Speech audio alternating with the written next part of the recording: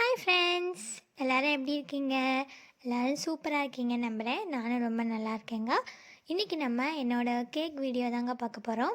அது special cake, என்னோடய birthday cake தான் பார்க்க போகிறோம். என் பர்த்டேக்கு என்ன கேக் பண்ணலான்னு ரொம்ப யோசிச்சுட்டே இருந்தேங்க. ஏதாவது வித்தியாசமாக ட்ரை பண்ணணும் அப்படின்னு சொல்லிட்டு அப்புறம் ப்ளூபெர்ரி கேக் பண்ணலான்னு சூஸ் பண்ணேன்.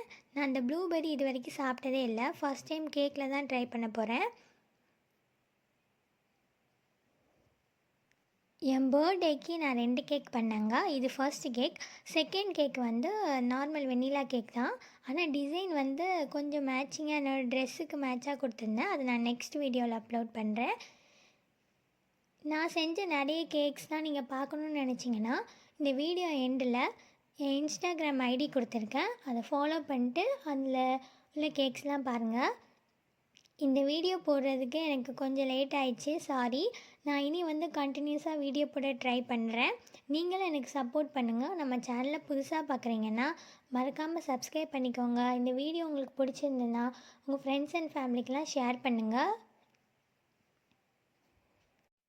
கேக்கோட ஃபைனல் கோட்டை ஃபினிஷ் பண்ணிவிட்டு அதுக்கு மேலே சாக்லேட் ட்ரிப்பிங் கொடுத்துருக்கேன்.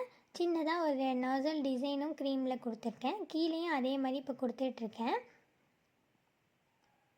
ஃபைனலாக அந்த கேக் பார்க்கவே சூப்பராக இருந்துச்சு. இன்னும் இதை அழகுபடுத்தலாம்னு சொல்லிட்டு மேலே வந்து ப்ளூபெர்ரி அந்த க்ரஷ் வந்து ஆட் பண்ணிகிட்ருக்கேன். இதை ஆட் பண்ணி பார்க்குறதுக்கே சூப்பராக இருந்துச்சு.